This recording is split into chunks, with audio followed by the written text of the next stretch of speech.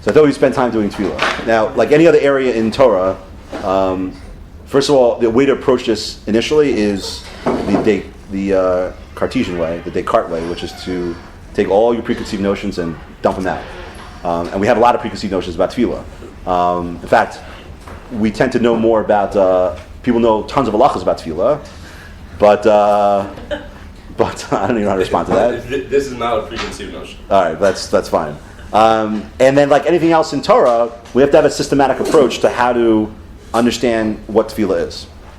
So what I plan to do is first have a discussion today about why a person would be mispalel. Then we'll go through why tefillah is important. And then what I want to start doing is actually want to start taking up Shemon Esrei and going through step by step, not just step by step, but phrase by phrase, what you're actually saying. We're all very good at moving our lips fast and saying the words. And we're very good at art scrollifying tefillah as well. In other words, you think that because you're reading the English, so now I understand what I'm saying. But this is not true. You'll see that there, among, like, for instance, in Otzar Tefillos, the Achronim there ask incredible kashas, great kashas. Like, what, for instance, why is it Elokei Abraham, Elokei Yitzchak, Elokei Yaakov?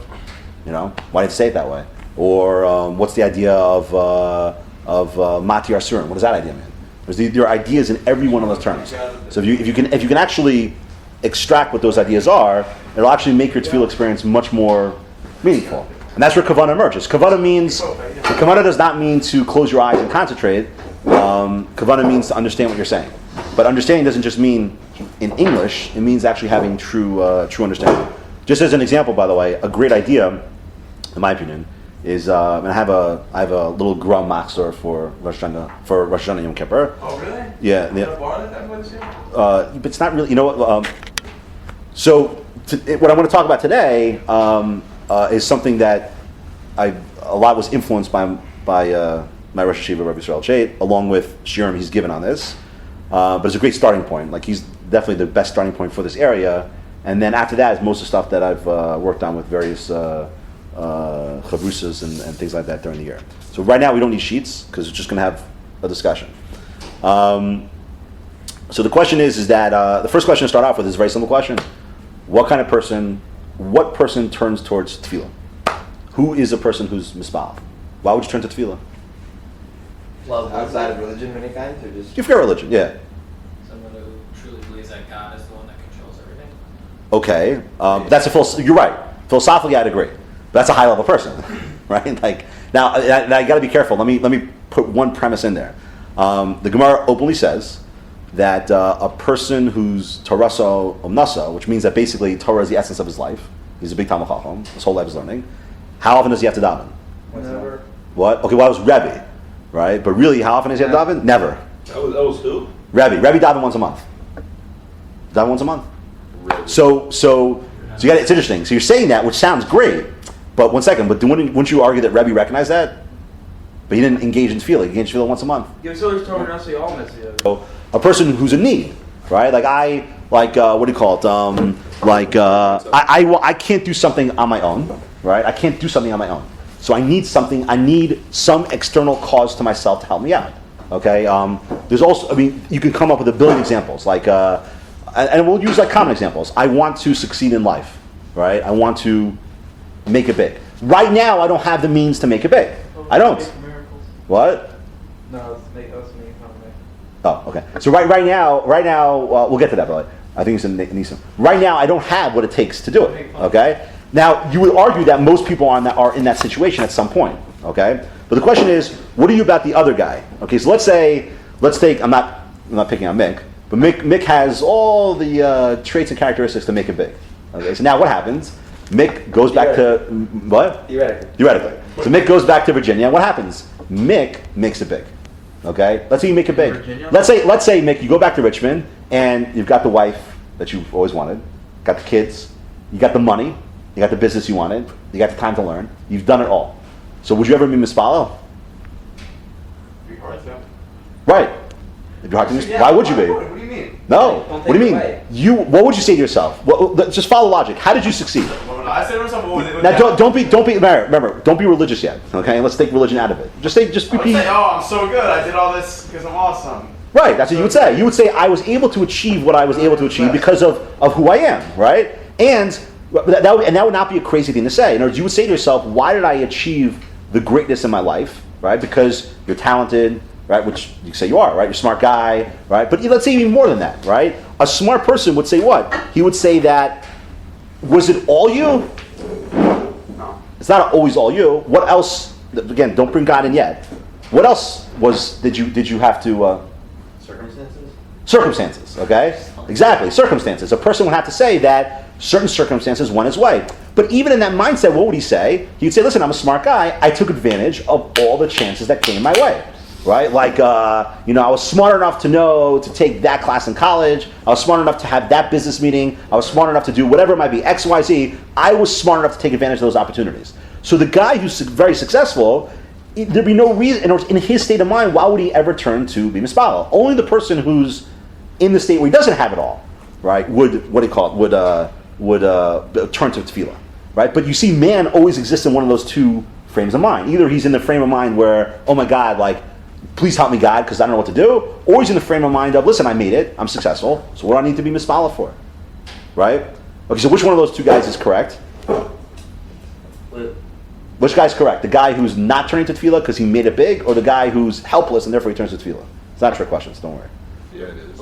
That's really not.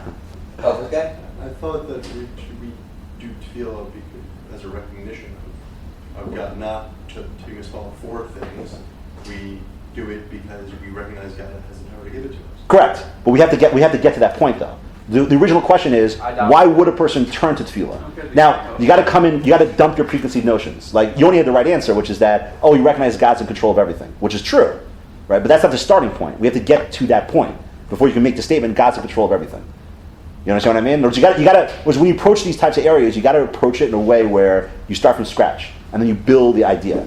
So Yoni's 100% correct, but we're not ready to get to that point yet. I'm gonna give Yoni his due once we get to the point of saying, you recognize that, but why would you? If a guy said, let's say right now, I popped into your brain, we fast forward in time, and you made it big, right? You succeeded in every way possible, and you worked hard at it. You worked hard day and night. You worked hard, right? And you did it. You made it. You succeeded at what you wanted to succeed in, right? So why would you turn to God initially, to tefillah? Why would you turn to tefillah? If tefillah is there to serve, if tefillah at this point is, I need an external source to help me succeed, so why would you turn to tefillah? You wouldn't, naturally. Okay, naturally. Okay?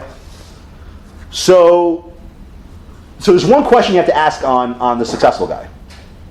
What's that question? There's one kasha you have to ask on the guy. What? Like you could just go like. I mean, a karsa tov. But Yeah. why would? But what tov? The guy did it himself. What a karsa tov do I have to have? I did it myself. But how do you know you did it yourself? Maybe Because every opportunity that came is what he took advantage of. That's what he says to himself. Every opportunity that came his way, he took advantage of that opportunity. Did you let yourself the opportunities that came your way? What does a person do? The average person, what does he do? My situation's He says, sick. no, he says like this. He says, look, he goes, let's say Mick hit that point of success. Okay, I did it. Now, what do you do in your mind? Okay, you look back now and you say, well, how did I get here? How did you get to the point of success? Who got you there? You did, right? So the success, what does it do? The notion of success, meaning the result that you desired, distorts the way you view reality. Why? Because you say, Why? how did I? Because- we'll get to the why in a second. Hold on. Okay. But why? But it does. First, let's get the what. How does it work that way? Because what you say to yourself is, I got to point X because of me. So therefore, it must be that all the steps, the entire causal chain that got me to the point of X, must be because of me. I took advantage of every opportunity and chance. Man is obsessed with the result he's in, and that's why you got to be careful. Even the guy who's in the state of need, but again, it doesn't mean he's definitely better off than the guy who's successful insofar as attitude towards tefillah, but it can't be about the result. That's what man is always focused on. And when whatever result comes out, you always work backwards to say, how did I get here? I got because the result came about through me. So therefore, naturally speaking, how I got there is through me.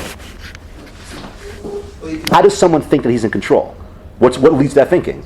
Success.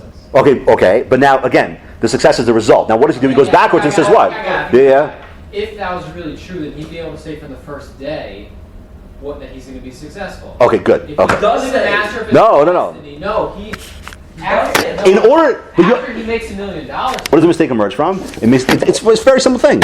The mistake emerges from, and I think this is me by control, that you have knowledge and are in control of every causal step that led to your success. That is an impossibility. See, what man does is, Let's say you're successful. Let's say Mick made it. So what is Mick going to do? Mick's going to isolate certain moments. All right. Oh, Right. I had that business meeting. Right. Right. Like the And that led to. that he mattered for, or the free will he affected in himself, he will blow that 0.01% up to be Right, exactly. the In other entirety words, of and that's human nature. Human nature takes events, right? You isolate certain moments. You say, oh, that moment led to that moment, which led to that moment, which led to my success. But in reality, one second, in between those moments, there are so many in your mind, small moments that you don't even pay attention. Hold on, that you don't even pay attention to. You're right. I agree in the moment itself. But let's just say something as simple as Mick schedules a business meeting that looking back on it, that business meeting was why I ended up succeeding. He's convinced that's the reason why. But one second, what if the business meeting started 10 minutes later?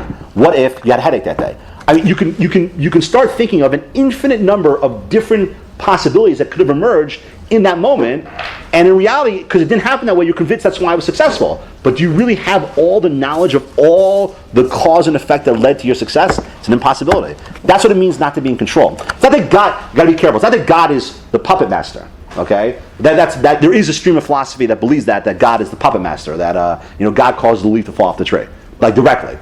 We'll get to that some other time. But I'm not suggesting that. What I'm suggesting is that man thinks that he is in control, meaning what's the control? That I have knowledge of all the steps involved in my success. But that's impossible. Chance means that it could be that, and what guys, what Rav Yisrael Shea mentioned one time, which is a good point. He was saying that in Einstein's biography, it mentioned about Einstein that, and they asked him do you think that you were so brilliant because of your mind? He said absolutely not. He said there are a lot of chance factors that went my way. They may not have. I don't know. It just got lucky. That's what we call lucky. Lucky is chance factors went his way. But there's no way you could ever know when and how those things would emerge. So in a sense, there's no way you could never know that ultimately you were the one in control, meaning knowledge of all the causal steps to get to that area of success. A great example of such a person is, or I won't say the paradigm, but a good example is Paro. Okay? Prior to, at least according to the Rambam, losing his Bechira. Why Paro? Because what happens? Okay, what happens? Moshe says to Paro, tomorrow X is going to take place. Okay, and what does Paro say? That's not going to happen. Right, and then what happens? It happens. Right. So what would any rational person do after seeing this 2 times? Dang. Right. Right. It was basically. But what does Paro do every single time? He agrees with Moshe. He says yes, and then he always ends up changing his mind. Why? Because he thinks there's another way out of it. Because he thinks that we You could stick with it. Right.